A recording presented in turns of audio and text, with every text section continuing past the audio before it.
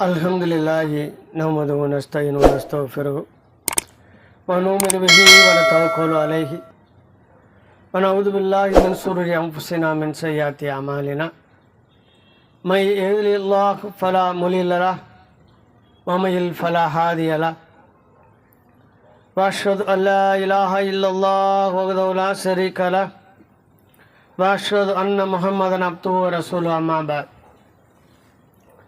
लक़द क़ाल अल्लाह ताला फ़ी मक़्तमिल तंज़ील अली वल फ़ुरक़ानिल मजीद अऊज़ु बिल्लाहि मिनश शैतानिर रजीम बिस्मिल्लाहिर रहमानिर रहीम या अय्युहन्नास इत्तक़ू रब्बकुमुल्लज़ी ख़लक़कुम मिन नफ़्सिन वाहिदा व ख़लक़ मिन्हा ज़ौजहा बस्स मिन्हुमा रिजालन कसीरन व निसाअ वत्तक़ुल्लाहल्लज़ी तसाअलून बिही वल अरहाम इन्नल्लाह कान अलैकुम रक़ीबा या अय्युहल्लज़ीना आमनू इत्तक़ुल्लाह क़ूलू क़ौलन सदीदा वयुस्लिह लकुम अमालकुम यग़फिर लकुम ज़ुनूबकुम व मन युति'िल्लाह व रसूलहु फ़क़द फ़ाज़ फ़ौज़न अज़ीमा या अय्युहल्लज़ीना आमनू इत्तक़ुल्लाह हक़्क़ तुक़ातिही व ला तमूतुन्ना इल्ला व अंतुम मुस्लिमून अल्लाहुम्मा सल्लि अला मुहम्मदिन व अला आलि मुहम्मदिन कमा सल्लैता अला इब्राहीम व अला आलि इब्राहीम इन्नका हमीदुम मजीद अल्लाहुम्मा बारिक अला मुहम्मदिन व अला आलि मुहम्मदिन कमा बारकता अला इब्राहीम व अला आलि इब्राहीम इन्नका हमीदुम मजीद. அளப்பெரும் அருளாளன் அல்லாஹ்வினை போற்றியவனாக புகழ்ந்தவனாக இந்த வாராந்திர பெண்களுக்கான குர்ஆன் வகுப்பை ஆரம்பம் செய்கின்றேன்.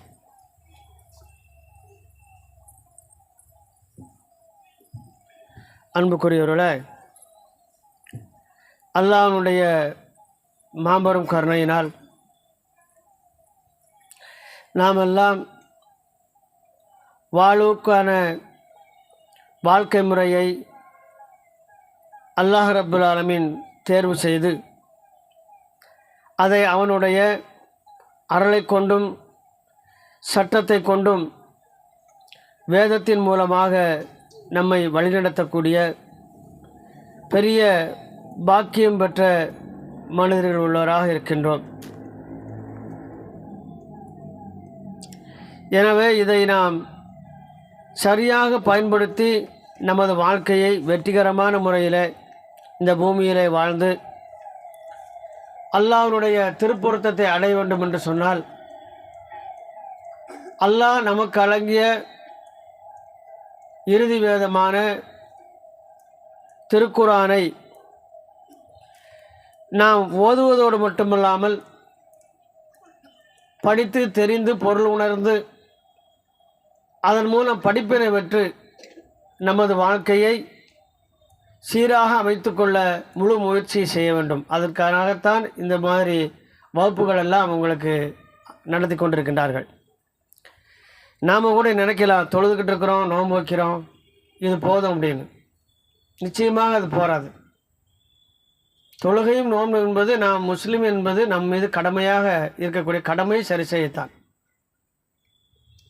அதே நேரத்தில் வாழ்க்கையை செம்மைப்படுத்தவும் பிரச்சனைகள் வரும்போது அதற்கு தீர்வு காணவும்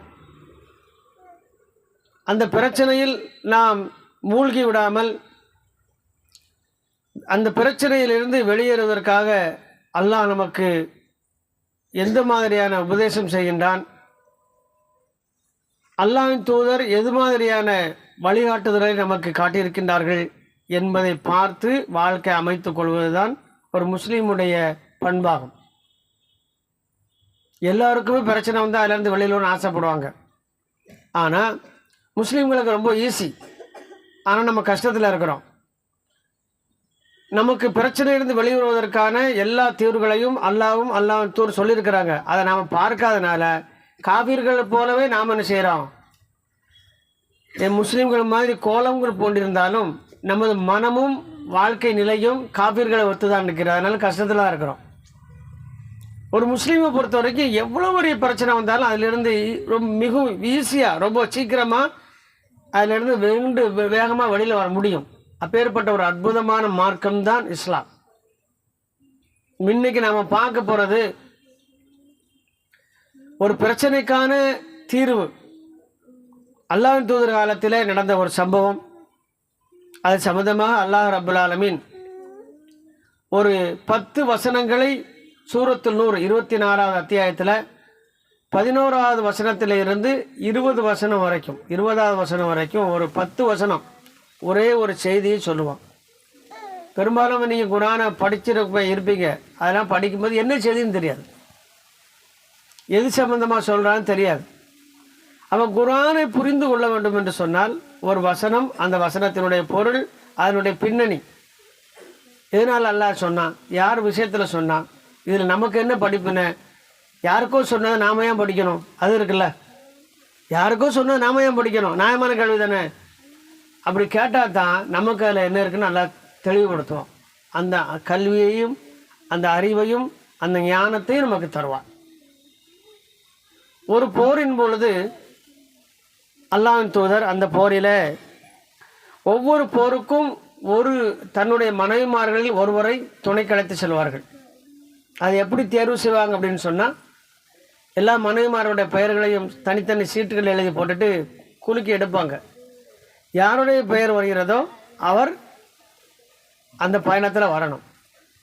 அப்படி ஒரு போருக்கு செல்லும் பொழுது அல்லாஹ்வின் தூதர் எல்லா மனைவிமார்களுடைய பெயரையும் சீட்டில் எழுதி போட்டு எடுக்கும் பொழுது அன்னை ஆயிஷா ரலியல்லாஹு அன்ஹா அவங்களுடைய பெயர் வந்தது.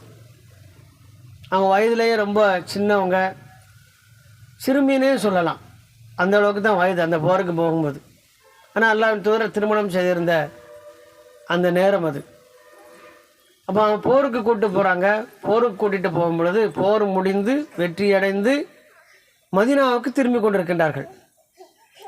அவன் போருக்கு போயிட்டு திரும்ப வரும்பொழுது பார்த்தீங்கன்னு சொன்னால் எப்படின்னா, தூரங்களை பொறுத்து 10 நாள், 15 நாள், 20 நாள், 2 மாதங்கள் ஆகும். போருக்கு போயிட்டு போர் முடிச்சுட்டு திரும்பி வரும். போர் 1 நாள் 2 நாள், அதிகபட்சம் சில போர் 1 வாரம் வரைக்கும்லாம் நடந்திருக்கு. ஆனால் போகிறதுக்கு வர்றதுக்கு சேர்த்து 2 மாதங்கள் வரைக்கும் என்ன செய்யும் அவங்களுக்கு ஆகும். என்ன காரணம்னா, நடந்தே போவாங்க. அந்த கூட போகும்போது குதிரையிலையும் ஒட்டகத்திலையும் அதற்குரியவர்கள் ஏறி இருந்திருப்பாங்க. எல்லாருமே என்ன செய்வாங்க, நடந்தே தான் போவாங்க, ஓட்டம் கிடையாது, வேறு எந்த வாகனமும் இல்லை. அப்படி ஒரு போருக்கு போயிட்டு வரும்பொழுது ஒரு இடத்துல தங்க வேண்டிய சூழ்நிலை. மாலை நேரம், நன்றாக இருட்டிருச்சு. அப்போ அண்ணன் ஆயிஷா ரலியல்லாஹு அவங்க எதில் இருக்கிறாங்கன்னு சொன்னால், ஒட்டகத்துக்கு மேலே பெண்கள் இருப்பதற்கான ஒரு பல்லக்கு போன்ற அமைப்பு இருக்கும். அதில் சுற்றி எல்லாம் மறைவு செஞ்சு துணியெல்லாம் தொங்க விட்டுருக்கும், அதுக்குள்ளே உட்காந்துருப்பாங்க. அப்போ அந்த எந்த இடத்துல அவங்க ஓய்வு எடுக்கணுமோ கொஞ்சம் நேரம், அந்த இடத்துல என்ன செஞ்சாங்க, அதை இறக்கி ஒட்டகத்திலிருந்து கீழே வைக்கிறாங்க வீரர்கள். வச்சுட்டு எல்லாரும் அவங்கவுங்க தேவைகளை பார்த்துட்டு இருக்கிறாங்க. அப்போ இவங்க இயற்கை தேவைக்காக என்ன செய்கிறாங்க, இருட்டுக்குள்ளே போகும்போது போயிட்டாங்க. திரும்ப கொஞ்சம் போயிட்டு திரும்ப வரும்போது பார்க்குறேன், களத்தில் இருந்த ஒரு முத்து மாலையை காணலை, எங்கேயோ அறுந்து விழுந்திருக்கு. திரும்ப அதை தேடி போனாங்க. தேடி போய் ரொம்ப நேரம் ஆகி கடைசியில் அந்த மாலை கிடச்சிருக்கு. இருட்டுக்குள்ளே ரொம்ப கஷ்டப்பட்டு தேடி எடுக்கிறாங்க. அந்த மாலை கிடச்சிட்டு எந்த இடத்துல தங்களை இறக்கி விட்டாங்க அங்கே பார்க்காங்க, அங்கே யாருமே இல்லை. என்ன காரணம்னா, இவங்க கூடாரத்துக்குள்ளே தான் இருக்கிறாங்க நினச்சி அந்த பல்லக்கை தூக்கி ரசிட்டாங்க, ஒட்டகத்தில் வச்சு படை பெறவிட்டு போயிடுச்சு.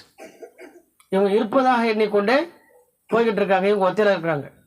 இவங்க ஒரு மரத்து அடியில் அப்படியே காலில் முட்டுக்காலை போட்டு அப்படியே நினைச்சாங்க, அழுதுகிட்டே இருக்காங்க. ஆகா, நம்ம தனியாக மாட்டிக்கிட்டவன். இப்போ அல்லாஹ்வுடைய தூதர் என்ன செய்வாங்கன்னா, எந்த போருக்கு போனாலும் யார் எந்தெந்த இடத்துல போகணும்னு நினைச்சாங்க பிரிச்சு விடுவாங்க. முன்னால் யார் வழி எடுத்து செல்லணும், இடையில யார் இருக்கணும், தன்னை சுற்றி யார் இருக்கணும். அதுபோல் ஒரு நபரை என்ன செய்வாங்கன்னா, அங்கே எந்த இடத்துலேருந்து போர் நடந்ததோ அந்த போருக்கு உண்டான அந்த படைகள் பெறப்பட்டு கொஞ்சம் தாமதமாக ஒருவர் என்ன செய்வாங்க, வர சொல்லுவாங்க. அது எதுக்குன்னா, யாராவது வழி தவறி போய் நின்று இருந்தாங்க, விடுவிட்டு போனாங்க, அவங்க கூட்டு விடுறதுக்கு. அப்படி ஒரு நபரை அல்லாஹ்வுடைய தூதர் செய்யாங்க ஏற்பாடு பண்ணியிருந்தாங்க. அவருடைய பேர் சஃப்வான் இப்னு முஅத்தல் அல் அஸ்மி ரலியல்லாஹு அன்ஹு. அவர் வரும்பொழுது ஆயிஷா ரலியல்லாஹு அவங்க அந்த மரத்தடியில் இருட்டில் உட்காந்துருக்கிறாங்க. ஹிஜாப் இறங்கிய நேரம், அதனால் முகத்தை மறைச்சிருக்கிறாங்க, ஹிஜாபும் போட்டிருக்கிறாங்க. ஏற்கனவே ஹிஜாப் இல்லாமல் அவங்கள பார்த்ததுனால தூரத்தில் பார்த்த உடனே இன்னார் என்பதை அவரால் அடையாளம் கண்டு கொள்ள முடியுது. அப்படி சொல்லாங்கன்னா வேறு ஒன்றுமே சொல்லலை. படையெல்லாம் விட்டுட்டு போயிடுச்சுனாங்களா இன்னால் இல்லாகி இன்னா இளையராஜோன்னு சத்தம் போட்டாங்க. இந்த சத்தத்தை கட்டணும்னு இவங்க என்ன செஞ்சாங்க, ரொம்ப அழுதாங்க. உடனே என்ன பண்ணாங்க, தன்னுடைய குதிரையில் அவங்கள ஏற்றி வச்சுக்கிட்டு குதிரையை நடத்தி கூட்டிக்கிட்டு அவர் பின்னால் என்ன செய்கிறாரு, குதிரையை கூட்டிக்கிட்டே வாராரு. லொஹர் நேரம் ஒரு இடத்துல தங்கியிருக்கிறாங்க எல்லா படைகளும். அந்த இடத்துல இவர் வந்து செய்கிறாரு, தங்குறார். எப்போ முதல் நாள் மஹரிபில் மிஸ் ஆனவங்க மறுநாள் லொஹரில் தான் போய் சேர்றாங்க. இது சம்பவம். இதுக்குள்ளே என்ன பண்ணிட்டாங்கன்னா, அந்த படைக்குள்ளேயே ஒரு முனாஃபிக் இருக்கிறான், அப்துல்லா இப்னு உபைன்னு. அவன் தான் அல்லாஹ்வினோட தூதருக்கு அதிகமான மன உளைச்சலை ஏற்படுத்திய ஒரு முனாஃபிக். பேர் என்னது? அப்துல்லா இப்னு உபை. முஸ்லீம் என்ற பெயரில் இருந்த ஒரு முனாஃபிக். அவன் என்ன பண்ணிட்டான்னு சொன்னால், இந்த சஃப்வான் ரலியல்லாஹு அவர்களுக்கும் அந்த ஆயிஷா ரலியல்லாஹு அவர்களுக்கும் தொடர்பு இருக்குது என்பதை போல ஒரு பேச்சு என்ன செஞ்சுட்டான், அந்த படைகள் மத்தியில் உழவு விட்டுட்டான். இவங்க 2 பேரும் திட்டமிட்டு என்ன செஞ்சுறாங்க, தங்கிட்டு வாராங்க. இந்த செய்தி மக்களுக்கெல்லாம் வந்து பரவி மதீனாவுக்கு வந்து மக்கள் எல்லாம் பேச ஆரம்பிச்சிட்டாங்க. 2 பேரும் தொடர்பு இருப்பது என்பதை போல பேச ஆரம்பிச்சிட்டாங்க. இப்போ அந்த காலகட்டத்தில் அல்லாஹ்வுடைய தூதருக்கு வகி வருவது இடையில ஒரு சற்று நிறுத்தப்பட்டிருந்த நேரம். இடையிட இப்படி ஆகும். இந்த பிரச்சனை கடுமையாக வந்த உடனே அல்லாஹ்வுடைய தூதர் பெரிய மன உளைச்சலுக்கு ஆறாங்க. இந்த பேச்சு வந்ததுலேருந்து என்ன பண்ணுவாங்கன்னு சொன்னால், வீட்டுக்கு வருவாங்க, நேரடியாக சென்று மனைவியை பார்க்க மாட்டாங்க, பேச மாட்டாங்க. வீட்டில் அவன் இருக்காளா, நல்லா இருக்காளா அது மட்டும் விசாரிச்சுக்கிடுவாங்க. விசாரித்து நினச்சவங்க அவங்க வீட்டில் இருப்பாங்க, ஆயிஷா நேரத்தில் அவங்கள சந்திக்க மாட்டாங்க. பெரிய மன உளைச்சல். அப்போ இந்த மாதிரி சூழ்நிலை போய்கிட்டு இருக்கும் பொழுது, நான் இங்கே இப்படி இருக்கிறத விட நான் என்னோடய தாயகப்பை வீட்டுக்கு போயிடுறேன், என்னை கொண்டு விட சொல்லுங்கன்னு சொல்லி கூட இருக்கிற அந்த தோழிகிட்ட சொல்லும் பொழுது அல்லாஹ் தூதர் அதை என்ன செய்கிறாங்க, சரி போய் இருக்கட்டும் போட்டுன்ட்டாங்க. இதுக்கு தீர்வு வர்றது வரைக்கும் அங்கே இருக்கட்டும் அப்படின்னு சொன்ன உடனே அங்கே போய் அபூபக்கர் சித்திக் அலியில் அவங்களோடையும் அவங்க தாயாரோடையும் அங்கே போய் தங்குறாங்க. அது வரைக்கும் அவங்களுக்கு தன்னை பற்றி என்ன செய்தி அந்த வதந்தி பேசிக்கிட்டு இருக்காருன்னு முழுமையாக தெரியாது, அரசியல் புரசலாக தெரியுது. அப்போ தகப்பனார்கிட்டையும் தாயிட்டையும் கேட்கும்போது அவங்க சொல்கிறாங்க, என்னென்ன பேச்சு தாம நடமாடுது, நீ ஒழுக்கங்கட்டு போட்டு தான் மக்கள் எல்லாம் பேசிக்கிறாங்க. அந்த மக்கள் எல்லாம் யார் யார் முஸ்லீம்கள். இதுதான் நமக்கு பாடம். முஸ்லீம்கள் தான். யார் பேசலை? யூதரோ வேறு யாருமே பேசலை, முஸ்லீம்கள் தான் பேசுகிறாங்க. இந்த செய்தி உறுதியான உடனேயே ஆயிஷா ரலியல்லாஹு அவங்களுக்கு நம்மளை பற்றி இப்படியா சொல்கிறாங்கன்னு என்ன செய்கிறாங்க, ரொம்ப அழ ஆரம்பிச்சிட்டாங்க. அப்போ அழ ஆரம்பித்த உடனே அவங்களுடைய இயற்கை தேவை நிறைவேற்றுறதுக்காக தன்னோட இருந்த ஒரு அம்மா அந்த கூட அவங்களுக்கு துணைக்கி வச்சிருந்த அம்மா கூட்டிகிட்டு வச்சுறாங்க. தண்ணி எடுத்துக்கிட்டு கொஞ்சம் தூரமாக நடந்து போகிறாங்க. அந்த காலங்களில் அப்படி தான் போவாங்க. அப்படி போகும்பொழுது அந்த அம்மா கூட வந்த அம்மாவனுடைய ஆடை ஏதோ கல்லில் தட்டி அடிச்சு குப்பரை விழ போச்சு, தடுமாறிடுச்சு.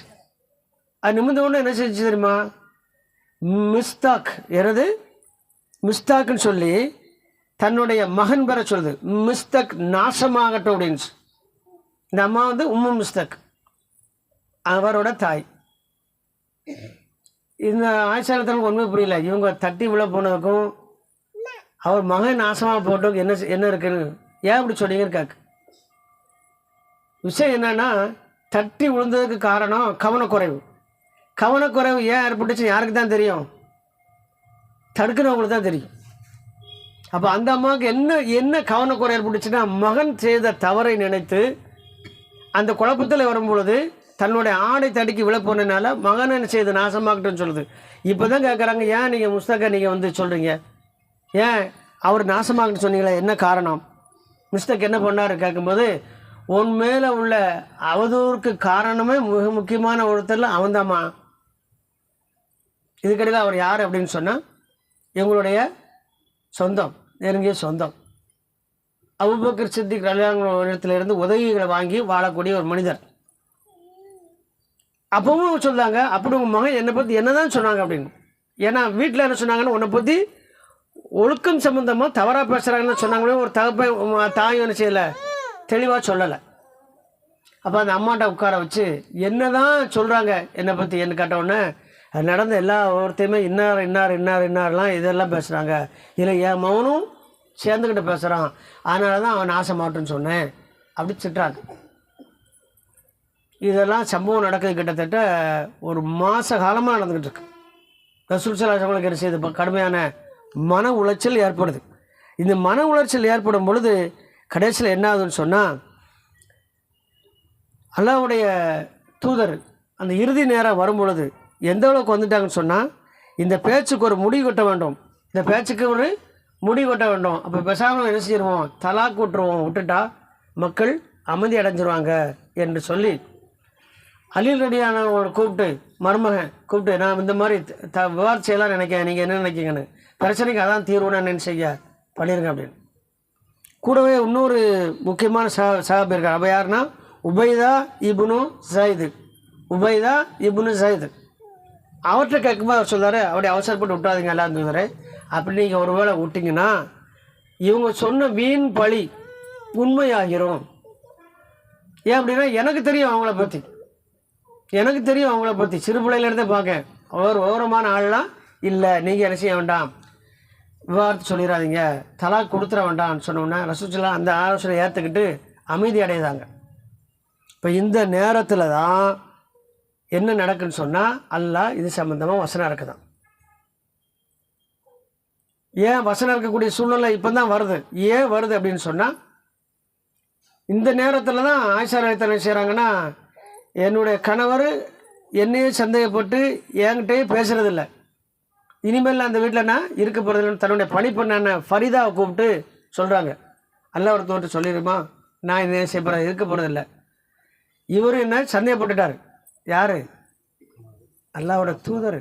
பாருங்கள், கணவன் மனைவி பிரச்சனை அங்கேயே நடக்கு, சந்தேகப்பட்டுட்டார். எனக்கு ஒரே வழி அல்லாஹ் தான், நான் யார் தப்பு பண்ணாலும் யாருக்கு தெரியும், அல்லாஹ்வுக்கு தெரியும். என் மேல் உண்மை இருக்குமே ஆனால் அல்லாஹ் தீர்ப்பு சொல்வான். இதுதான் இந்த வார்த்தை. இதுக்கு தான் அல்லாஹ் ஒரு மாத காலம் விட்டு வச்சுருக்கான். கடைசி என்ன முடிவுக்கு வராங்க, நல்லா விளங்கிடுங்க, எப்போவுமே தவறு செய்தவங்க இந்த வார்த்தை சொல்ல முடியாது. தவறு செஞ்சவங்க நான் ரொம்ப உண்மையான இருந்தால் அல்லாஹ் எனக்கு தண்டனை தட்டு சொல்ல முடியாதுல்ல. இந்த இதை தான் சொல்கிறாங்க. என்ன சொல்கிறாங்க, நான் யார் என்ன என்பதை யாருக்கு தெரியும், அல்லாஹ்வுக்கு தெரியும். அல்லாஹ் என்னுடைய விஷயத்தில் தீர்ப்பு செய்வான். அது வரைக்கும் நான் இனிமேல் இங்கே இருக்க மாட்டேன், அவர்கிட்ட சொல்லிடுறேன், எங்கள் வீட்டில் ஒன்று விட்டுருந்தேன், இதை சொல்லிட்டு தான் வீட்டுக்கு போனாங்க.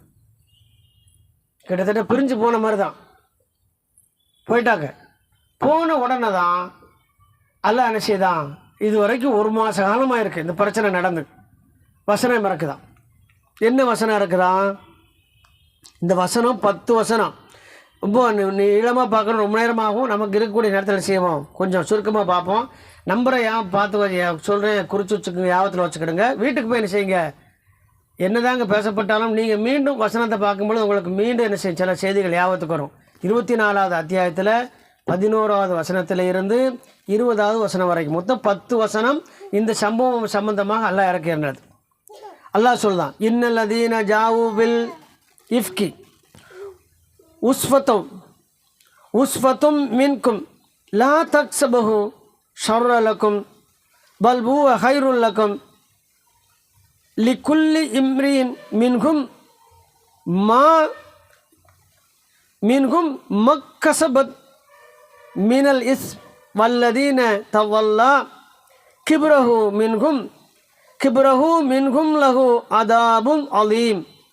அல்லாஹ் ரப்புல் ஆலமீன் செய்தி எப்படி ஆரம்பிக்கிறான்னு சொன்னால், எவர்கள் பழி சுமத்தினார்களோ நிச்சயமாக அவர்களும் உங்களில் ஒரு கூட்டத்தினரே. சொல்கிறதே அல்லாஹ் எப்படி சொல்லலாம், வெளியிலேருந்து செய்தி சொல்லலப்பா, எதிரி யாரும் கூட இருக்கா, உங்கள் கூட இருக்கவங்க தான் எதிரி, குற்றவாளி யார், கூடத்தான் இருக்கிறாங்க, உங்கள் கூட்டத்தில் இருக்கிறாங்கன்னு சொல்லி அல்லாஹ் அந்த பீடிகையோடு ஆரம்பிக்கிறான். ஆனால் அது உங்களுக்கு தீங்கு என்று நீங்கள் என்ன வேண்டாம். அல்லாஹ் ஆரம்பமே இவ்வளோ ஸ்ட்ராங் படுத்துகிறா பாருங்க. பொய் சொல்கிறவங்க சொல்லிக்கிட்டே இருக்கட்டும், அதுக்காக நீங்கள் உண்மையாக செய்ய வேண்டாம், அதன் மூலமாக நமக்கு இது நடந்துன்னு பயப்பட வேண்டாம். முதல்ல ஒரு ஆயிஷாத்தவங்களுக்கு ஒரு உறுதி செய்தான், ஒரு செய்தி உறுதி செய்கிறான். அவங்க என்ன தான் பேசினாலும் நீங்கள் என்ன செய்ய வேண்டாம், பதட்டப்பட வேண்டாம், அதனால் உங்களுக்கு பாதிப்பு ஏற்படாது, அது உங்களுக்கு நன்மையாகும். அல்லாஹ் உங்களை எப்படி ஆக்கிடுவான், அதை நன்மையாக்கி தருவான். பழி சுமத்தியவர்கள் ஒவ்வொரு மனிதனுக்கும் அவன் சம்பாதித்த பாவம் அதற்கொப்ப தண்டனை இருக்கிறது. மேலும் பழி சுமத்தியவர்களை பெரும் பங்கெடுத்து கொண்டவரும் கடுமையான வேதனை உண்டு. பழி சொல்றதுல எல்லாருமே சொல்லுவாங்க, சில பேர் அதே தொழிலாக சொல்லுவான், அவனுக்கு அதிகப்படியான தண்டனை. ஆனால் இந்த செய்தியை கேட்டு கேட்டு அடுத்தவங்கள்ட்ட சொல்லிக்கிட்டு இருந்தாங்களே அவங்களுக்கும் தண்டனை இருக்கு என்று அல்லாஹ் சொல்லிட்டு அதுக்கு அடுத்த சொல்லலாம் லவ்லா இது சமித்தும் லன்னல் முக்மினீன வல் முமினாத்து பில் அன்ஃபுஸிஹிம் ஹைரவ் வக்காலு ஹாதா இஃப்கும் முபீன். அழகாக சொல்கிறேன் பாருங்கள், மூமின்களான ஆண்களும் பெண்களும் இதனை நீங்கள் கேள்வியுற்ற போது இது மூமின்கள் மேலே மற்ற மூமின்கள் மேலே நல்லெண்ணம் கொண்டு இது பகிரங்கமான வீண் பழியாக இருக்குமே என்று கூறியிருக்க வேண்டாமா? இதுங்கிறது தான் நமக்கு பாடம் துவங்குது. இப்போ ஒரு ஆளை பற்றி தவறான செய்தி வருது, நம்ம முதல்ல என்ன செய்யணும்? நம்ம தப்பாக நம்ம கண்ணால் பார்க்கல, செய்தி தான் வந்திருக்கு. முதல்ல என்ன செய்யணும்னா முஸ்லீம் ஒரு எப்பா தம்பி ராஜா அங்கிட்டு போமா என்ன செய்யணும்? முதல்ல அவங்க மேலே இல்லை இதுக்கு வாய்ப்பு இல்லை நல்லெண்ணம் கொள்ளணும். அவங்க அப்படியே ஆள் இல்லை என்று நீங்கள் நல்லெண்ணம் கொண்டிருக்க வேண்டாமா என்று கேட்குறான்லாம். இப்போ இந்த வசனத்தில் நமக்கு என்ன பாடம்னு சொன்னால், நாம் யாரை பற்றியா ஒரு செய்தி வரும்போது இப்படி சொல்லியிருக்கிறோமா என்ன செய்வோம்? அடுத்த ஆள்கிட்ட பாஸ் பண்ணுவோம்.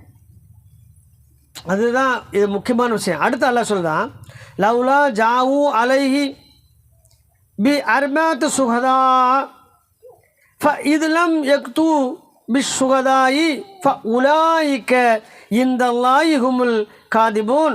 அப்பழி சுமத்தினார்களே அவர்கள் இந்த தவறு நடந்ததற்கான 4 சாட்சியை கொண்டு வந்திருக்க வேண்டாமா? தப்பு நடந்த நான் கண்ணால் பார்த்தவொன்னு கண்ணால் பார்த்த 4 சாட்சியை கொண்டு வந்திருக்க வேண்டாமா? ஏன் அவங்க கொண்டு வரல? அவர்கள் அல்லாஹ்விடத்தில் பொய்யர்களாக இருக்கிறார்கள். பழி மட்டும் சொல்லிட்டு அதை நிரூபிக்க தவறுனவங்க யார்? பொய்யர்கள். யார் இடத்துல? அல்லாஹ்விடத்தில். நம்மகிட்ட பொய்யர்னா பிரச்சனை இல்லை, நம்ம என்ன செய்வோம்? விருந்து வைக்கும்போது அவங்கள கூப்பிட்டு வச்சு சாப்பாடு போட்டு கௌரவப்படுத்திடுவோம். ஆனால் அல்லாஹ் இடத்துல பொய்யர்கள் அல்லாஹ் என்ன செய்வோம்? அவங்கள தண்டிப்பான். அல்லாஹ்வோட தண்டனை வேறு ரீதியில் இருக்கும். அல்லாஹ் அடுத்து சொல்கிறான் வலவுலா ஃபலுல்லாஹி அலைக்கும் வரஹ்மத்துஹு பித்துன்யா வல் ஆஹிரா ல மஸ்ஸக்கும் பி மா அஃபல்தும் ஃபீஹி அதாபுன் அதீம். இன்னும் உங்கள் மீது இம்மையிலும் மறுமையிலும் அல்லாஹ்வின் அருளும் அவனுடைய ரஹ்மத்தும் இல்லாதிருந்தால் நீங்கள் சர்ச்சையில் ஈடுபட்டிருந்தமைக்காக கடினமான வேதனை நிச்சயமாக உங்களை தின்றிருக்கு. இந்த பூமியில் உங்களை செஞ்சுருப்பேனா? அழிச்சிருப்பேன். என்னுடைய வேதனை இந்த பூமிக்கே வந்திருக்கும். அல்லாஹ் நீங்கள் முதல்ல ஈமான் கொண்ட கூட்டம் அப்படிங்கிறதுனால அல்லாஹ் என்ன செஞ்சால் உங்களுக்கு இம்மையிலே மறுமையிலே உங்கள் மேலே தன்னுடைய அருளை போர்த்தியிருக்கின்றான். அதனால் நீங்கள் தப்பிட்டீங்க. இல்லைனா இந்நேரம் உங்களை என்ன செஞ்சுருக்கும்? அந்த வேதனை சுழட்டி இருக்கும் என்று அல்லாஹ் ரப்புல் ஆலமீன் எச்சரிக்கை செய்கிறான். அடுத்து அல்லாஹ் சொல்தான் பாருங்க, வைது தல்லக்கு நகு பி அல் சீனத்திகும் வ தகூலூன பில் அஃப்வாயிக்கும் மா லைஸலக்கும் பிஹி இல்ம் மா லைஸலக்கும் பி இல்மி வ தக்ஸபன்னஹு ஹய்யிபா வஹுவ இந்தல்லாஹி அலீம். இப்பழியை ஒருவரிடமிருந்து ஒருவராக நீங்கள் நாவுகளால் எடுத்துச் சொல்லிக்கொண்டு உங்களுக்கு திட்டமாக அறிவில்லாத ஒன்றை பற்றி உங்கள் வாய்களால் கூறித்திருக்கின்றீர்கள். இன்னும் இதை நீங்கள் லேசானதாக எண்ணிவிட்டீர்கள். ஆனால் அது அல்லாஹ்விடத்தில் மிகப்பெரிய பாவமானதாக இருக்கிறது. இதுதான் இந்த வசனம்தான், இந்த 24 15 இந்த வசனம் தான் நமக்கு ரொம்ப முக்கியமான வசனம். பெரும்பாலும் பாவம் செய்கிற நமக்கு எப்படின்னா, அது செய்யும்போது எப்படி இருக்கும்? ஒரு ஆத்ம திருப்தியும் சுகமும் இருக்கும். என்ன காரணம்னா பாவம்னு தெரியாது. அப்புறம் இதெல்லாம் ஒரு பாவமாக நம்ம சாதாரண நினைப்போம். ஆனால் அல்லாஹ் சொல்லுதான், பழி சுமத்துறது, வீண் பழி சுமத்துறது, இந்த மாதிரி ஒருத்தரை பற்றி செய்திகளை நீங்கள் எடுத்து கொண்டு போகிறது அல்லாஹ்விடத்தில் கடுமையான தண்டனைக்குரியது, கடுமையான வேதனைக்குரியதாக இருக்குது. நீங்கள் நினைக்கிறீங்க இதை சாதாரணமாக நினச்சிக்கிட்டு இருக்கு. இல்லை, நிச்சயமாக அவ்வாறு அல்ல என்று அல்லாஹ் ரப்புல் ஆலமீன் செய்கிறான். கடுமையாக இந்த வசனத்தின் மூலமாக இடித்துரைக்கிறான். மேல் அல்லாஹ் சொல்லுதான் பாருங்கள், வலவுலா இது சமிக்தும் குல்தும் மா யகூனு லனா அன் நதகல்லம பி ஹாதா சுப்ஹானக ஹாதா புக்தானுன் அலீம். இதை நீங்கள் செவியுற்றும் போது மூமின்களாக இருந்தால் ஒரு செய்தி வருது நம்மகிட்ட, அவன் என்ன சொல்லணும் என்பது அல்லாஹ் சொல்கிறான். இதை நீங்கள் செய்விட்டும் போது இதை பற்றி பேசுவதற்கு நமக்கு தகுதி இல்லை. எப்படி சொல்லிடணும்? இதுதான் நமக்கு பாடம். ஒரு செய்தி நம்மகிட்ட வருது, இதை பற்றி பேசுறதுக்கு நமக்கு என்ன இல்லை, ரைட்டு கிடையாது. ஏன்? நமக்கு தெரியாத பற்றி தெரியாத என்ன செய்யக்கூடாது, பேசக்கூடாது. இப்படி சொல்லி நிற்க வேண்டாமா நீங்கள்? அல்லாஹ் கேட்குறான். சொல்லிட்டு நினைச்சுக்கணும், அல்லாஹ் மிக தூயவன், இது பெரும் பழியாகும் என்று நீங்கள் கூறியிருக்கக்கூடாதா ஏன் அப்படி செய்யலை? ஒட்டுமொத்த அந்த பேசுகிற எல்லா முஸ்லீம்களும் எல்லாம் கேட்குறான். உங்கள்கிட்ட ஒரு செய்தி வந்துச்சே, நீங்கள் என்ன செஞ்சுருக்கணும்? உங்களுக்கு தெரியாது. நீங்கள் வாட்டுக்கு பேசிக்கிட்டு அடுத்தாளுக்கு என்ன செஞ்சீங்க? அந்த செய்தியை கடத்தி கொண்டு போனீங்க. நியாயமாக நீங்கள் முஸ்லீம் என்ற அடிப்படை என்ன செஞ்சுருக்கணும்? அல்லாம தூய்மானவன், இந்த செய்தியை பற்றி எங்களுக்கு என்னமும் தெரியாது, அதனால் நாங்கள் இது விஷயமாக என்ன செய்ய போகிறதில்ல, ஒன்றும் பேச போகிறதில்ல. நல்ல விலை கெடுங்க. நம்மள பெரும்பாலும் மறுமையில் நஷ்டமடைந்து நரகத்துக்கு போகிறதுக்கு உண்டான வேலை தான், ஒரு முக்கியமான வேலை தான் இந்த வசனத்துக்குள்ளே ஒளிஞ்சிருக்கு. என்ன தெரியுமா? ஒரு ஆளை பற்றி ஒரு செய்தி நமக்கு வருது.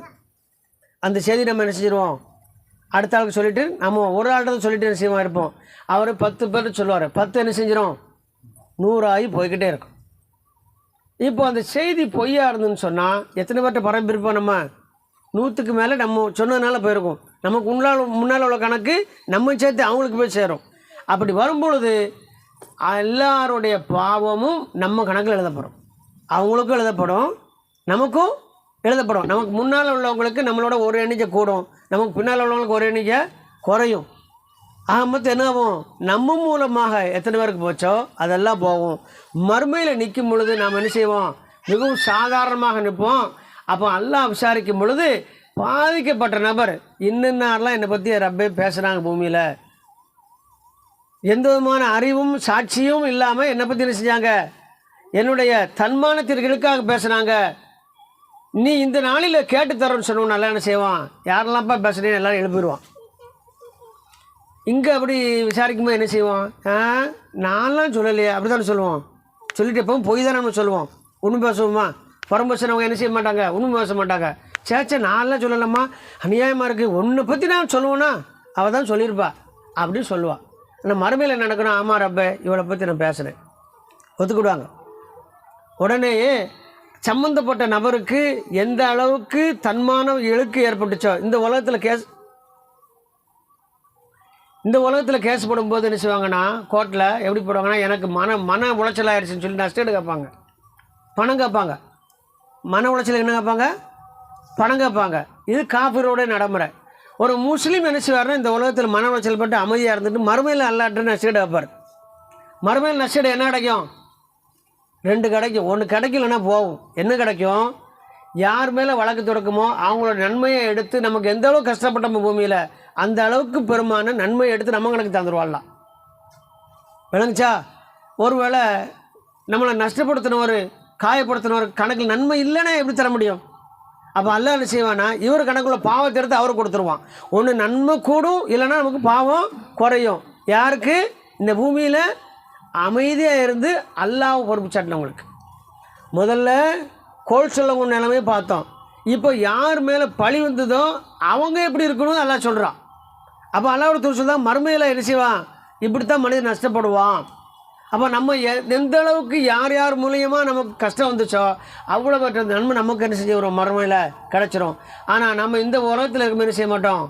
இந்த விஷயம் தெரியாதுனால தேடி போய் சண்டைக்கு போயிடுவோம். தேடி போய் என்ன செஞ்சிருவோம்? சண்டைக்கு போயிடுவோம். அப்போ நான் பழி சுமத்தும் போது நம்ம என்ன செய்யணும்னு நல்லா சொல்லலாம். ஒன்று, முஸ்லீம்கள் யார் மேலேயும் பழி சுமத்தக்கூடாது, இது ஒரு பாகம். இன்னொரு பாகம், பழி சுமத்தப்பட்டவங்க யார்கிட்ட போய் சொல்லணும்? யார்கிட்ட சொல்லணும்? அல்லாஹ்ட்ட தான் சொல்லணும். அதைத்தான் ஆயிஷா ரலியல்லாஹு செஞ்சாங்க. என் விஷயத்தில் யார் தீர்ப்பு சொல்லுவா? அல்லாஹ் தீர்ப்பு. அல்லாஹ் தூதரை கூட ஒதுக்கிட்டாங்க அந்த இடத்துல.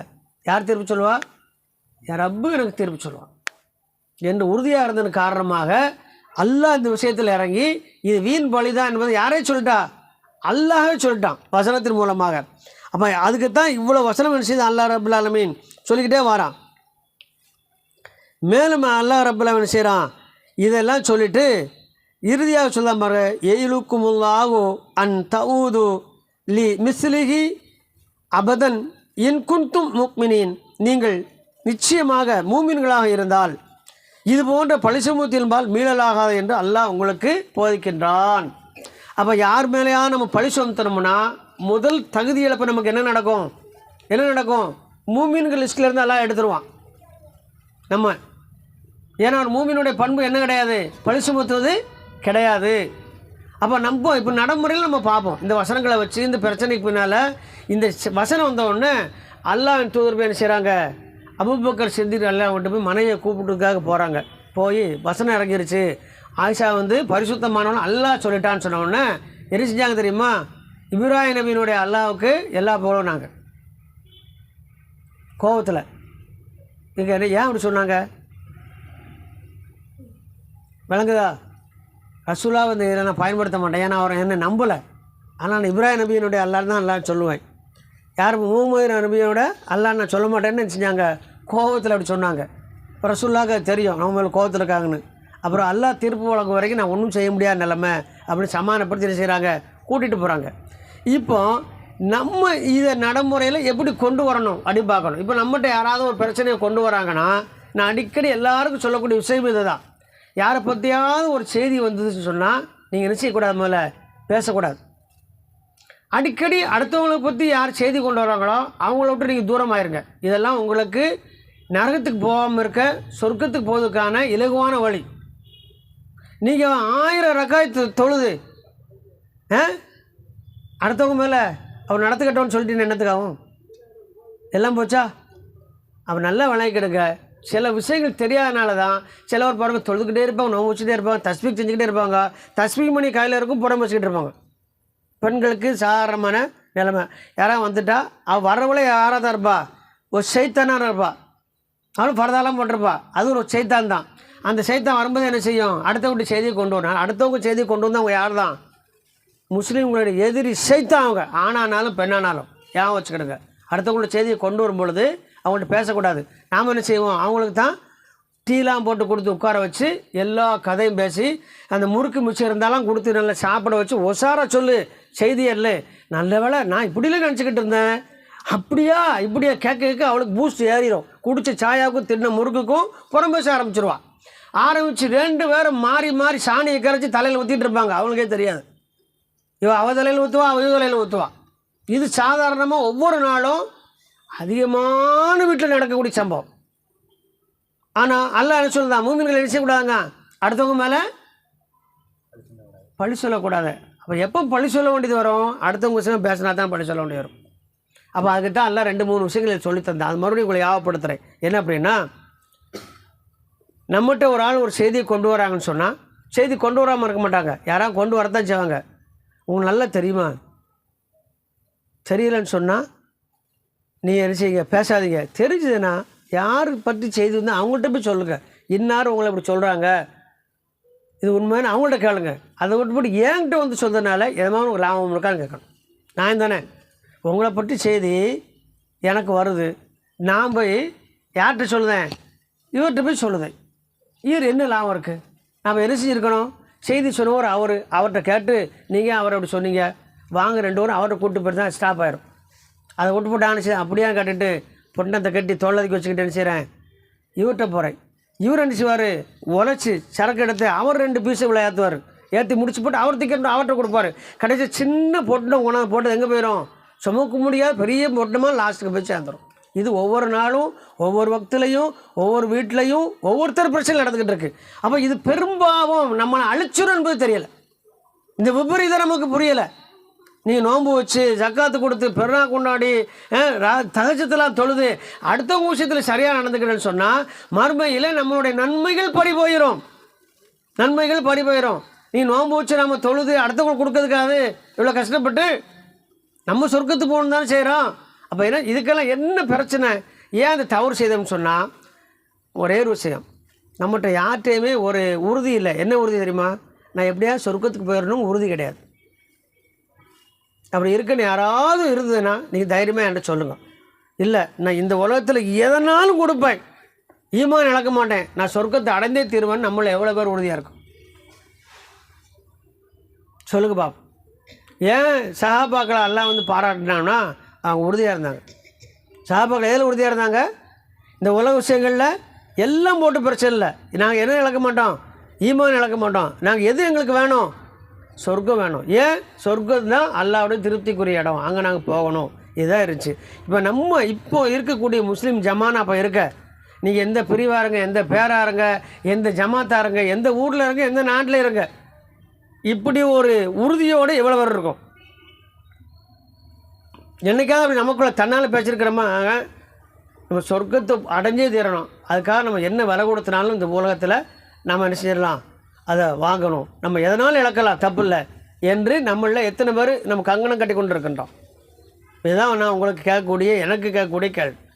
எப்போ இந்த மாதிரி நமக்கு ஒரு கேள்வி வருதோ அப்போ நமக்குள்ளே என்ன மாற்றம் வரும்னு சொன்னால், சொர்க்கத்திற்கு போவதற்கான தடையான பாவமான காரியங்கள் நிகழும் பொழுதெல்லாம் நாம் விலகியிருப்போம், அல்லது அதை என்ன செஞ்சிருப்போம், தடுத்திருப்போம். இந்த ரெண்டுமே நடக்கும். அப்போ நம்மகிட்ட அப்படி ஒரு டார்கெட் இல்லை, நமக்கு சொர்க்கத்துக்கு போகணுக்கு ஒரு உறுதிப்பாடு இல்லை. அதனால் என்ன செய்கிறோம், வாழதான். நமக்கு இந்த நம்மளுடைய லட்சியமெல்லாம் எதுக்குள்ளே தான் இருக்குது, இந்த உலகத்தில் தான் இருக்குது. இந்த உலகத்தில் செட்டில் ஆகணும், பிள்ளைகளை படிக்க வைக்கணும், பெரிய லெவலில் கொண்டு வரணும், வயசுக்கு வந்த பிள்ளைகிட்ட தான் நல்ல இடத்துல பொண்ணு பார்க்கணும், நல்ல இடத்துல மாப்பிள்ளை பார்க்கணும், சொந்த வீடு கட்டணும், பக்கத்தில் இருக்க இடத்த வாங்கி கொஞ்சம் வீடு என்ன செய்யணும், எக்ஸ்டெண்ட் பண்ணணும், இன்னும் காசு இருந்தால் மேலே கட்டணும். இதெல்லாம் தப்பே கிடையாது.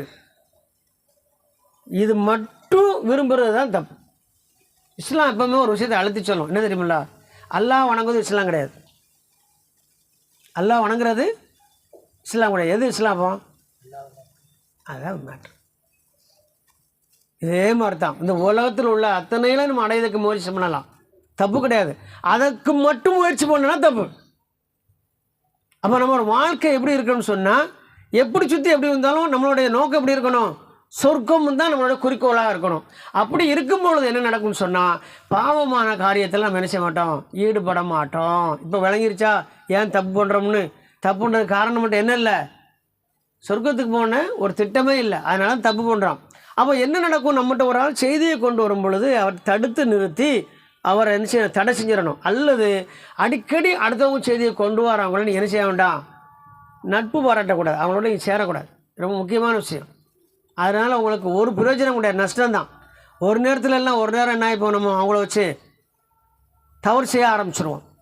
ஆகையால் இனி வரக்கூடிய காலங்களில் அல்லாஹ் சொன்ன இந்த வசனங்களின் அடிப்படையில் மூமின் என்று வந்து விட்டால் அவங்க தனி பண்பு இருக்கணும். என்ன பண்பு, அடுத்தவங்க விஷயத்தில் பழி சொல்லலாகாது, கேள்விப்பட்டதையெல்லாம் அடுத்தவங்கள்ட்ட பரப்புறது கூடாது. ஒரு செய்தி வரும்பொழுது எனக்கு இதை பற்றிய அறிவும் ஞானமும் இல்லை என்று விலகிடணும். அப்படியே அந்த செய்தி வரும்போது அப்படிலாம் இருக்காது என்று யார் சம்மந்தமாக வருதோ அவங்க மேலே என்ன செய்யணும், நல்லெண்ணம் கொள்ள வேண்டும். இதையெல்லாம் செய்தால் யார் நாம, மூமின். இதை செய்யலைன்னா நம்ம ஒரு சாதாரண ஒரு மனிதன். அப்போ நம்மகிட்ட என்ன இல்லை, மார்க்கம் இல்லைன்னு ஆயிரும். ஆகையால் ஏன் இந்த வசனங்கள் நான் உங்களுக்கு இதை கொண்டு வந்திருக்கிறேன்னு சொன்னால், இதுதான் காரணம். என்ன அப்படின்னா, நமக்கு பெரும்பாலும் பாவம் எது தெரியுமா தெரியும், குடிக்கிறது பாவம் தெரியுது, விபச்சாரம் பாவம் தெரியுது, அல்லாவுக்கு இணை வைக்கக்கூடாதுன்னு இஸ்லாத்தில் நல்லா புரிஞ்சவங்களுக்கு தெரியும், மற்றவங்களுக்கு அதுவும் தெரியாது. ஆனால் இது போன்ற பாவங்களெல்லாம் நம்ம அழிக்கக்கூடிய பாவங்கள் நமக்கு என்ன செய்யாது, பெரும்பாலும் தெரியவே தெரியாது. ஏன் தெரியுமா, அல்லாஹ் ஒரு விஷயம் சொல்கிறான், அடியானுக்கும் எனக்கும் இடையில் உள்ள குற்றங்களை நான் என்ன செஞ்சிருவேன், மன்னிச்சிடுவேன். ஆனால் ஒரு அடியானுக்கும் இன்னொரு அடியானுக்குள்ள குற்றத்தை அது சம்மந்தப்பட்ட அடியான் மன்னிக்காத வரைக்கும் நான் என்ன செய்ய மாட்டேன், இல்லை தலையிட மாட்டேன்.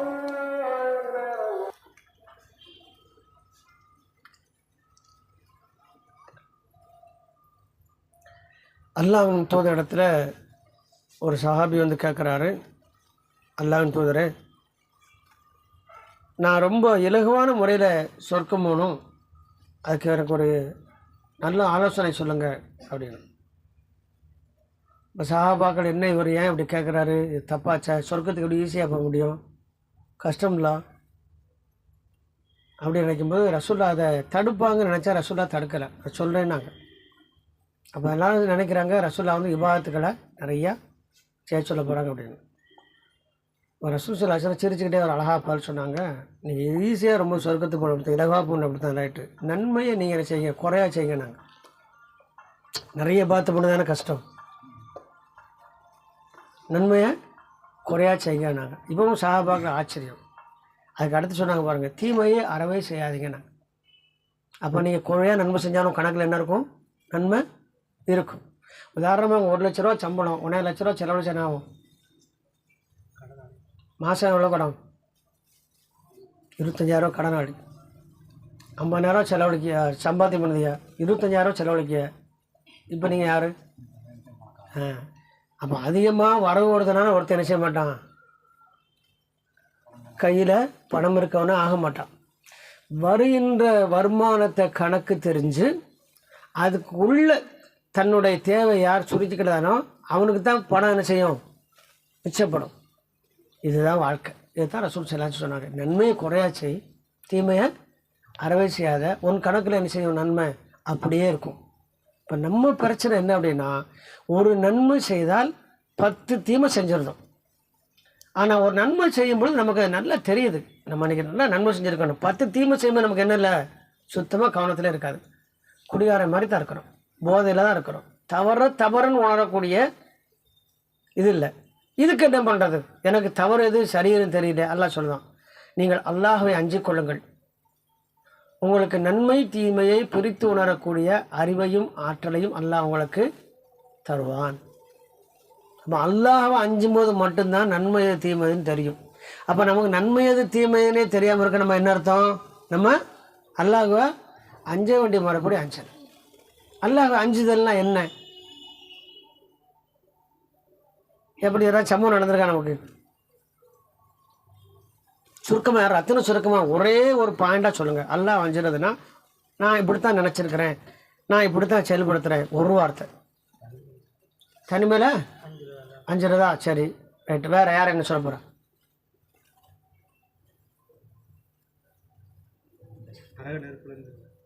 நெருப்புலேருந்து சரி தேடுறது ஒன்று. நான் இன்னும் கேள்வி நீங்கள் இன்னும் சரியாக புரியலை. தப்பு செய்யும்போது தப்பு அல்லாஹ் பார்த்துக்கலாம். இதுதான் இறையச்சம்.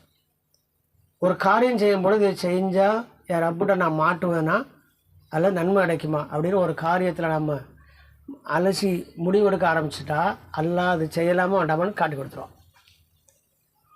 நாம் என்ன செய்வோம் தெரியுமா, பிடிச்ச காரியத்தெல்லாம் வேகமாக செஞ்சுருவோம், பிடிச்ச காரியத்தெல்லாம் வேகமாக செஞ்சுருவோம். அது நன்மை தீமை எனக்கு அவசியம் இல்லை, எனக்கு பிடிச்சிருக்கு நான் செய்வேன். இதில் தான் மாற்றோம். நம்ம இதில் நம்ம என்ன செய்கிறோம், மாற்றோம். இப்போ உதாரணத்துக்கு உங்களை எனக்கு பிடிக்கவே பிடிக்காது, உங்கள் சம்மந்தமாக ஒரே ஒரு செய்தி எனக்கு வருது, அப்போ நான் என்ன செய்வேன், எனக்கு ரொம்ப சந்தோஷமாயிரும், வசமாக மாட்டினாருங்க, இதுக்கும் எல்லாத்தையும் கொடுத்துருவேன்.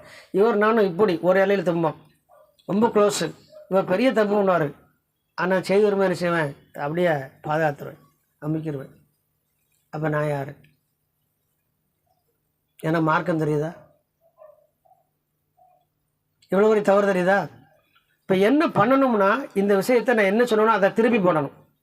இவர் தவறு செய்யும்போது என் கூட இருக்கிறனால இப்படி தவறு செய்யாத இவர் என்ன செய்யணும்னா சுட்டி காட்டியிருந்தா நான் நல்ல நண்பன், நல்ல சகோதரன். உங்கள் செய்தி எனக்கு வரும் பொழுது ஸ்டாப் பண்ணி, எனக்கு அவருக்கு பிடிக்காத கவனி அவரை பற்றி பேசி நான் வந்து அல்லாவுக்கு பாவியாக முடியாது, என்கிட்ட வந்து அவரை பற்றி பேசாதீங்க விடுங்கன்றோம். இங்கே உள்ளது அவர் திருப்பி இப்படி போடணும். இவ்வளோதான் விஷயம். இதை மாத்திரம் நாம் வாழ்க்கையில் கரெக்டாக செய்ய ஆரம்பிச்சிட்டா ஓரளவு அல்லாவோட கிருபையால் நம்ம என்ன செய்யலாம், மறுமையில தப்பிச்சிடலாம். இந்த பயிற்சி நமக்கு வேணும். ஆனால் நம்ம என்ன செய்ய மாட்டோம், இந்த விஷயத்தில் இந்த பயிற்சி எடுக்க மாட்டோம்.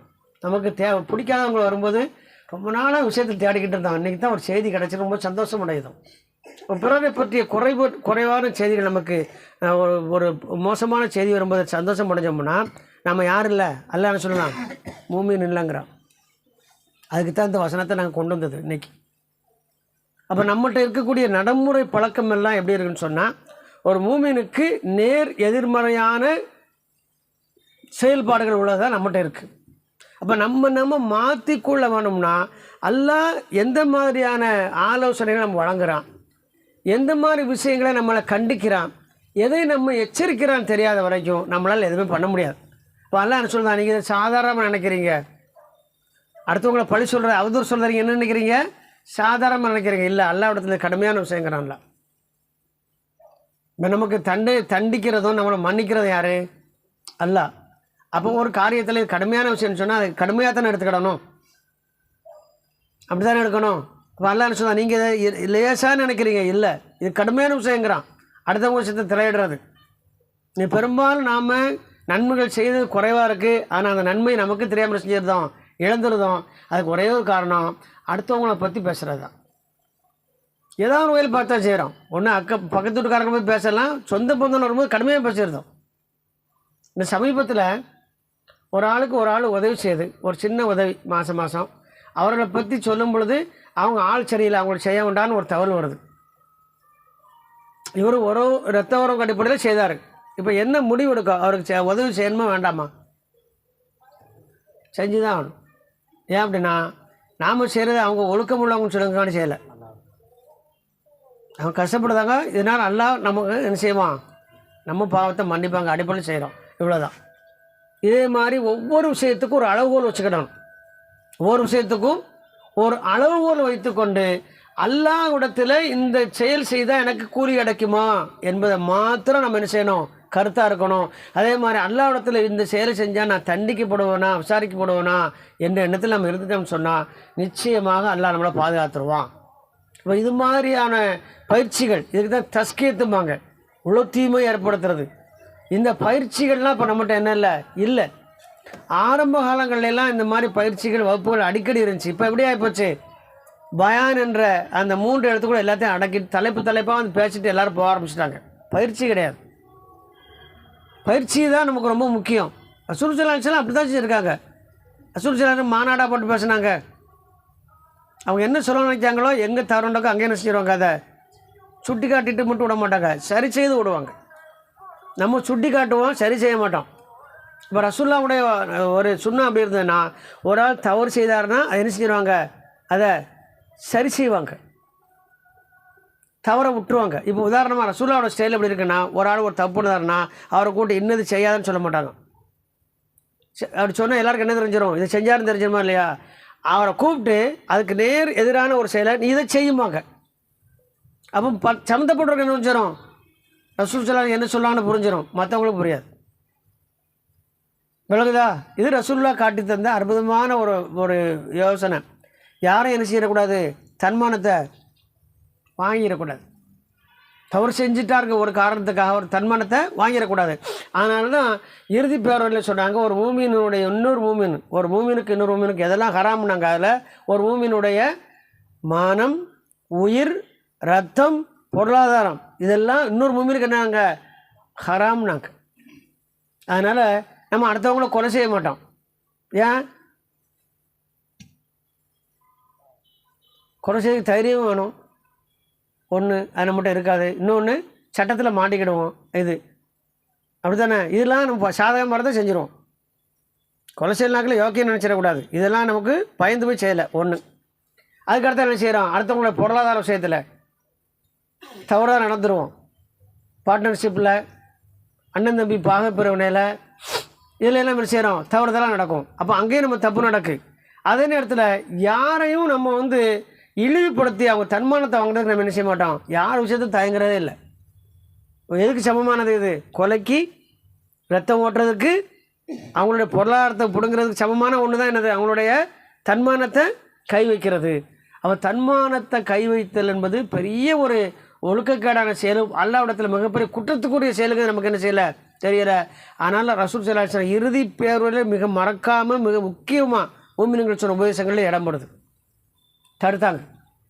அப்போ நம்ம இன்னைக்கு இந்த வகுப்பினுடைய சாராம்சத்தில் நம்ம என்ன முடிவுக்கு வரணும் அப்படிங்கிறத வரிசையாக ஒரு சில விஷயங்களை பார்த்து செய்வோம், முடிச்சிடுவோம். ஒன்று, இனிமேல் யாராவது உங்களிடம் அடுத்தவனுக்கு பற்றிய செய்தியை கொண்டு வந்தால் அவன்கிட்ட நேரடியாக நீங்கள் என்ன செஞ்சுருங்க?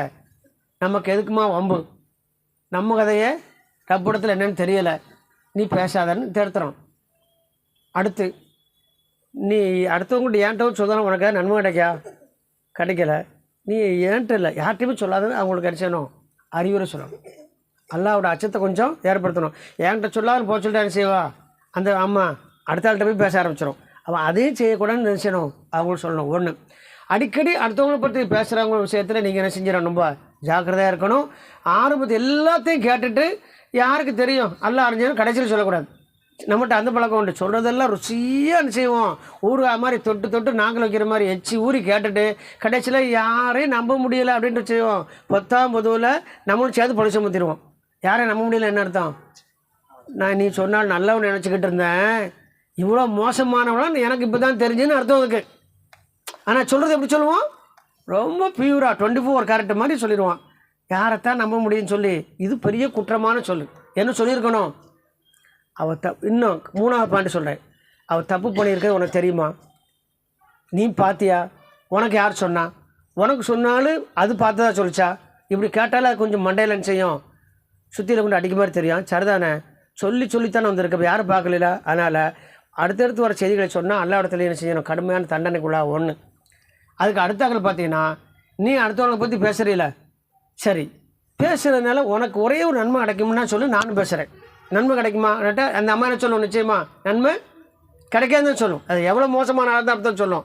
அப்போ நன்மை கிடைக்கான்னு தெரிஞ்சும் ஒரு காரியத்தை நீ ஏன் செய்கிற, அதுக்கு என்னையும் பங்கெடுக்க, ஏன் நன்மையும் அழிக்க, இதெல்லாம் சிரிச்சுக்கிட்டே சொல்லணும். அடுத்து என்ன, அடுத்து அந்த அம்மா உண்மையிலே தப்பு பண்ணிருக்க வச்சுக்கிடுவோமே, இருக்கட்டும், உன் கூட்டு இப்படி தப்பு பண்ணியிருக்கேன்னு வச்சுக்கிடுவோம். அல்ல அந்த அம்மாவை விசாரிப்பானா உன்னைன்னு விசாரிப்பானா நடக்கணும். என்ன சொல்லும் அந்த அம்மா தான் விசாரிப்பான். உனக்கு எனக்கு இது தேவையா, கரெக்டாக எடுத்து கூட விட்டுறணும். ஆனால் ஓம் பொழப்பு நீ பாரு, ஓம் பொழப்பே நாரி கிடக்கு, என் பொழப்பே நாரி கிடக்கு. நம்ம நிலைமை என்னன்னு தெரியாது, நம்ம முகத்தில் என்ன நடக்க போகுதுன்னு தெரியாது.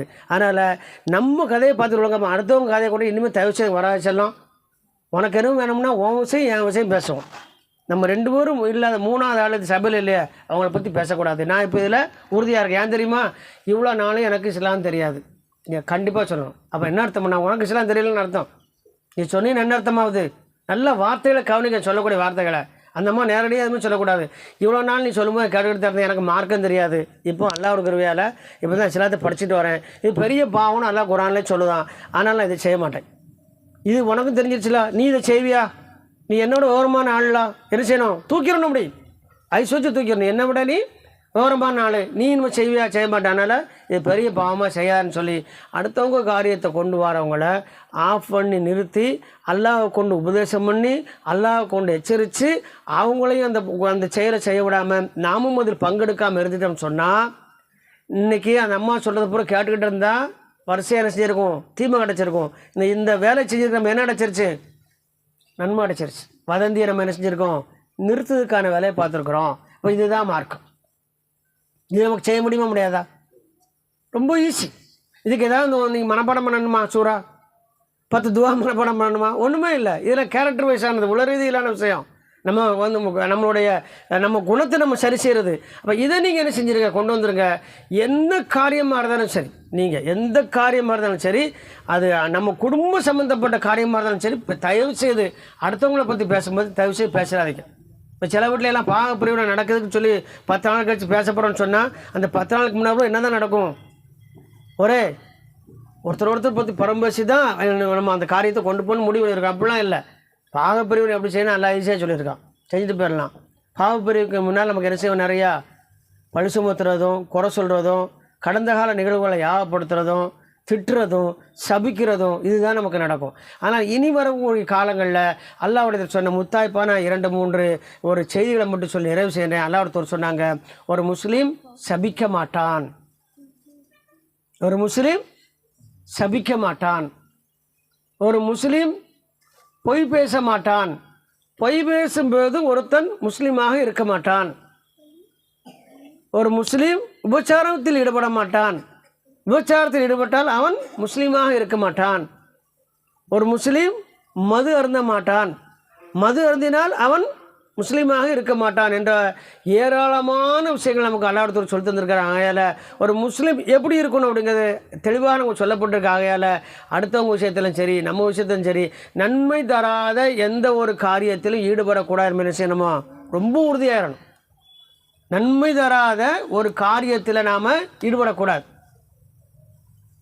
இதா மர்ரு பில் அக்கி மர்ரு கிராமா, அல்லாஹ் சொல்லித்தாரான். அல்லாஹ்வுடைய அடியார்களுடைய பண்புல ஒன்றை வீணானவற்றை கண்டால் அதை கடந்து செல்வாங்க, அதில் ஈடுபட மாட்டாங்க. அல்லாஹ் சொல்லித்தரான். அதை பார்ப்பாங்க, இது நமக்கு தேவையில்லை, மாட்டிக்கணும்னு செஞ்சுருவாங்களாம், கடந்து செல்வார்கள். வல்லதீன லா யஷ்ஹதூன சூர, அதுக்கு முன்னாடி சொல்லுதான், இவர்கள் பொய் சாட்சி சொல்ல மாட்டாங்க. அப்படின்னு என்ன அர்த்தம், தன்னுடைய நாலேஜில் யாரும் தெரியாத பற்றி பேசவே மாட்டாங்க. ஏம்னா எதை பற்றி பேசுகிறோம், அதுக்கு நம்ம யாராயிருவோம், சாட்சி ஆயிடுவோம். அப்போ நமக்கு தெரியாத விஷயத்தை பற்றி பேசுகிறோம், அது நம்மளை எல்லாம் விசாரிக்கும் பொழுது பொய்யர்கள் கணக்கில் எழுதப்படும். ஆகையால் இது மாதிரி விஷயங்களெல்லாம் நம்மளை சுற்றி நடக்கும் பொழுது நீங்கள் தெளிவாக இருங்க. ஏன் நான் உங்களுக்கு திரும்ப திரும்ப அழுத்தி சொல்கிறோம்னு சொன்னால், இதில் எல்லாம் நமக்கு போதிய கவனம் இதுவரைக்கும் இருந்தது கிடையாது. இது பெரிய பெரிய விஷயம், நமக்கு பெரிய பெரிய விஷயம். அதனால் இது தெளிவாக புரிந்து கொண்டு இனி வர காலங்களில் தீமையை அங்கங்கே அடக்கிது கொண்டான வேலையில் பார்த்துட்டு இயன்ற அளவு நன்மைகள் செய்து அல்லாஹ்விடத்தில் மன்னிப்பையும் அருளையும் பெறுவதற்கான முழு முயற்சி செய்ய வேண்டும். எல்லாம் அல்ல அல்லாஹ் ரப்புல் ஆலமீன் எதை நாம் இங்கே பார்த்தோமோ பேசினாமோ பகிர்ந்து கொண்டோமோ எதை நான் உங்களுக்கு உபதேசம் செய்தேனோ அதையே நான் எனக்கும் உபதேசமாகவும் உங்களுக்கு உபதேசமாகவும் எனக்கு எச்சரிக்கையாகவும் உங்களுக்கும் எச்சரிக்கையுமாக்கி அல்லாஹ்விடத்திலே நாம் பாவம் மன்னிப்பு கோரக்கூடிய மக்களாகவும் செய்த தவறுகளுக்கு இனிமேல் பாவம் செய்வதிலிருந்து பாதுகாப்பு தரக்கூடிய மக்களாகவும் அல்லாஹ் ரப்புல் ஆலமீன் ஆக்கிர வேண்டும் என்று பிரார்த்தித்து நிறைவு செய்கின்றேன். வாஹிர் தௌவானா அனில் அல்ஹம்துலில்லாஹி ரப்பில் ஆலமீன். அஸ்ஸலாமு அலைக்கும் வரஹ்மத்துல்லாஹி வபரகாத்துஹு.